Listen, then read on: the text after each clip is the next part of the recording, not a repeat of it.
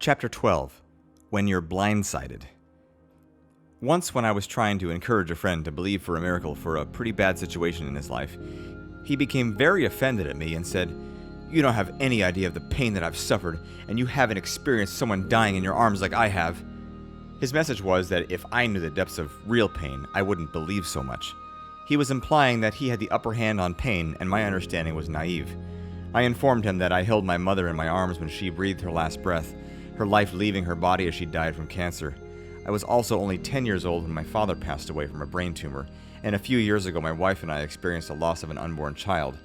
Even in all this, I still believe 100%. In fact, it makes me fight for victory even harder. It encourages me not to be lazy when it comes to prayer. So what do you do when you're blindsided by loss, when it makes no sense to you? Well, maybe this next story will help. In regards to the miscarriage, my wife had a dream a few months earlier. The dream was very simple, but very profound to her. It was simply a very clear, profound voice saying to her, "You will name him Samuel."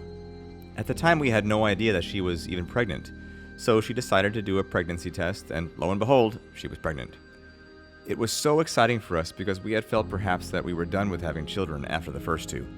We had a little late start in life, and our second son was born when my wife was 36 years old. Because of the dream, we already named the new baby Samuel. We went for the 10-week ultrasound with anticipation. When the examination started, I noticed something was wrong. The baby just didn't look right, and I could see that he wasn't moving at all. The examiner and I noticed before my wife did. It was a very hard moment. She had miscarried, and all we could do was leave the doctor's office through a crowd of waiting people, literally with our hands over our faces, trying to hide the fact that we were weeping. Although I had already experienced the death of both of my parents before I was 29 years old, for some reason this pain felt so different, so sudden. I took my wife home. We just wept.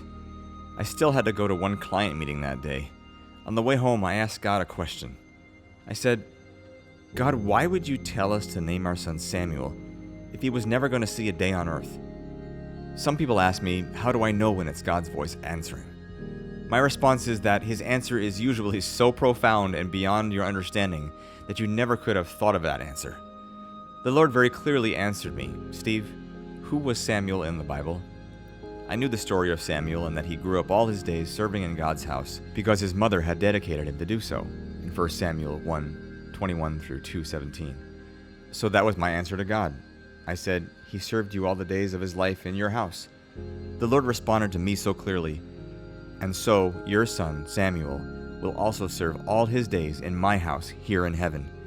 He will never feel the pain and difficulty of life on earth." Joy flooded my heart. I felt such an amazing peace and understanding that I had just had to share it. I posted a long post on Facebook about it. I titled it, "The Gift of a Miscarriage." Here is the post from Facebook that very day. The gift of a miscarriage. I must share this deep revelation before time passes and the urgency leaves. My wife and I left the OB today trying to hide the flow of tears today from all the others in the waiting room. The ultrasound at 10 weeks showed that the heartbeat stopped around a week and a half ago. We were so excited before entering the doctor's office to be able to share good news with family and friends, but now we share the opposite. Or do we?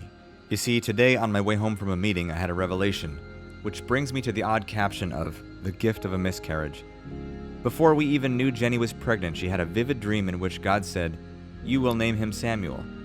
I'll get back to that in a second. Pain of a miscarriage is even a gift because enduring pain makes you more like Jesus because he was a man familiar with sorrows, and he is close to the brokenhearted, as the Psalms say. I never understood the pain of losing an unborn child until today. I found myself unable to stop the flow of tears. Jenny, no less. So what about Samuel? I realized today that his name is Samuel. Who was Samuel in the Bible? His mother dedicated him to serve the Lord all his days in God's temple. Now our Samuel will never live a day on earth, but he is with God serving him forever in his heavenly temple. He is a son with a purpose dedicated to God. And finally, knowing all this, I can say to those who don't value the life of unborn children, is my little Samuel not significant because he hasn't exited the womb? Hardly. He is a gift, and his loss is a gift. Our gift to God if we choose to be thankful, and we are. It is so much better to live a life with a thankful heart than one of bitterness and questioning. I really don't believe it's ever God's original plan to lose a child, but I do know that God is the best at taking pain and turning it into joy. We now have 4 children in our house and 2 in heaven. My second son had a twin that didn't make it either. What a joy life is. And I get to meet 2 more of my children in heaven someday, because we have put our faith in what Jesus has done for us on the cross. God is good. I wouldn't trade my pain for a minute, for there is so much joy that I have received on the other side of it. I know some of you have had severe pain, or are experiencing it right now. When you're blindsided, know that your joy will be complete when you have Jesus. It's always good to get to know Him while you're here on earth. It helps your understanding of this life because you end up with His heart in yours.